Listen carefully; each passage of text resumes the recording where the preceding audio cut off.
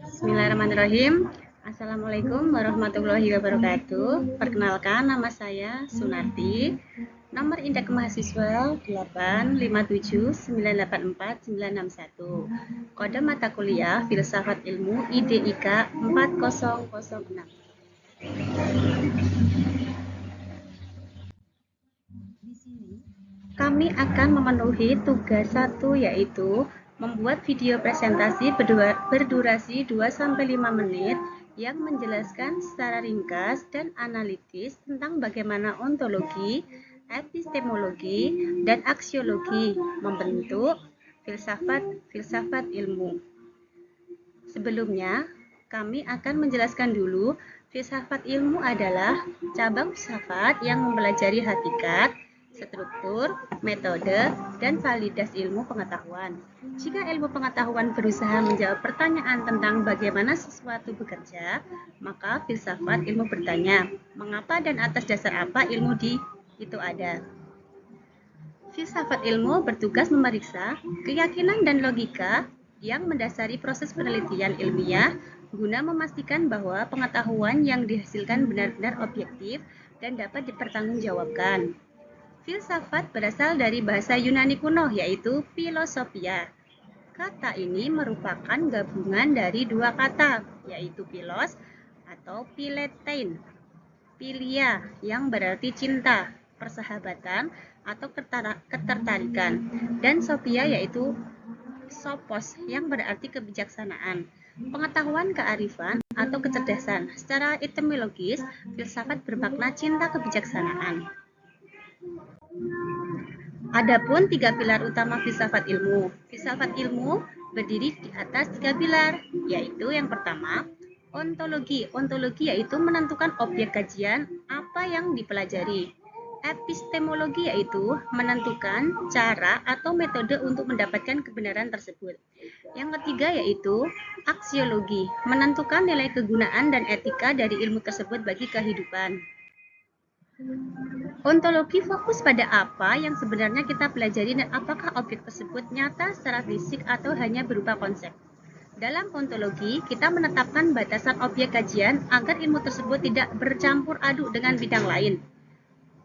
Berikut adalah beberapa contoh penerapannya dalam berbagai bidang. Yang pertama yaitu dalam bidang ilmu komunikasi. Objek yang dikaji yaitu pesan, komunikator, dan media. Hakikat realitasnya yaitu apakah komunikasi itu hanya terjadi saat dua orang berbicara tetap muka, fisik, atau tetap dianggap komunikasi ketika seseorang berinteraksi dengan chatbot atau AI. Ontologi menetapkan bahwa interaksi digital juga merupakan realitas komunikasi. Yang kedua yaitu dalam bidang ilmu kedokteran. Objek yang dikaji yaitu tubuh manusia dan penyakit. Hakikat realitasnya yaitu penyakit dipandang sebagai gangguan pada fungsi biologis tubuh yang bersifat materi atau fisik. Maka pengobatannya pun menggunakan materi atau obat-obatan atau bedah. Contoh yang ketiga yaitu dalam ilmu ekonomi. Objek yang dikaji yaitu kelangkaan sumber daya dan perilaku manusia dalam memenuhi kebutuhan. Hakikat realitasnya yaitu nilai sebuah barang tidak hanya pada fisiknya, tapi pada kesepakatan, atau seperti uang kertas yang sebenarnya hanya kertas, tapi secara realitas sosial memiliki nilai tukar. Secara singkatnya yaitu ontologi memastikan ilmuwan tahu betul barang apa yang sedang mereka teliti sebelum mereka mulai mencari tahu cara menelitinya. Epistemologi. Di sini epistemologi adalah cara atau jalan untuk mendapatkan pengetahuan. Jika ontologi menentukan apa barangnya, maka epistologi menentukan bagaimana cara kita mengetahui barang tersebut dan memastikan bahwa informasi yang kita dapatkan itu benar, bukan sekadar tebak-tebakan. Dalam dunia akademik, epistemologi adalah landasan pembuatan metodologi penelitian. Dalam ilmu sosial misalnya ya, sosiologi atau komunikasi, bagaimana ilmu diperoleh, yaitu melalui interaksi langsung dengan manusia atau pengamatan perilaku masyarakat.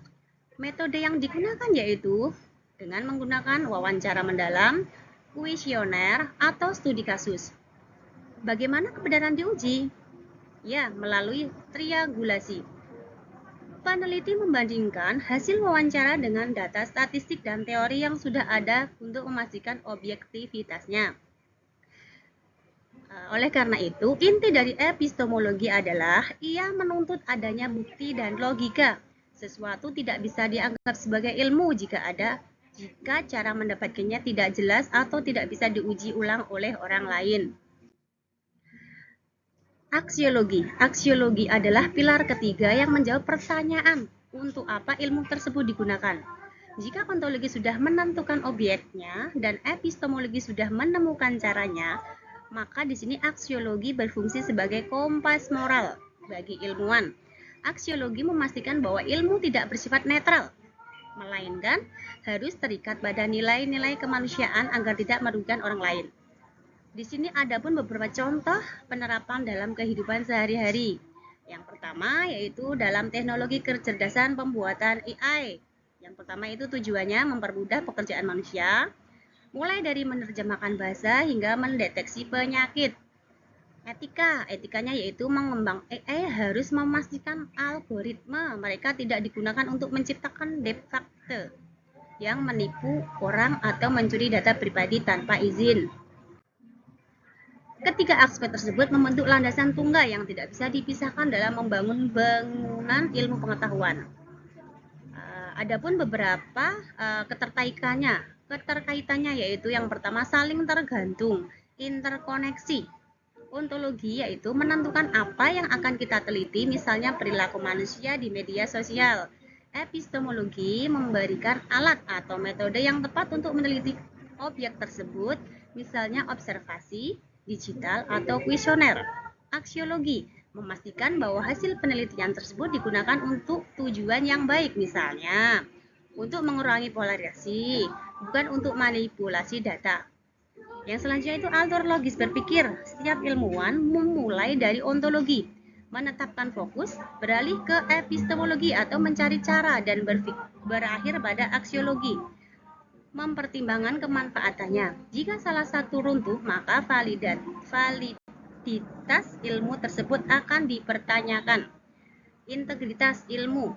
Tanpa ontologi, ilmu kehilangan arah. Tanpa epistemologi, ilmu menjadi sekedar asal-asalan. Aksiologi ilmu bisa menjadi berbahaya dan kemanusiaan. Oke, terima kasih untuk presentasi hari ini. Semoga bermanfaat. Kami mengucapkan banyak terima kasih. Saya akhiri. Wassalamualaikum warahmatullahi wabarakatuh.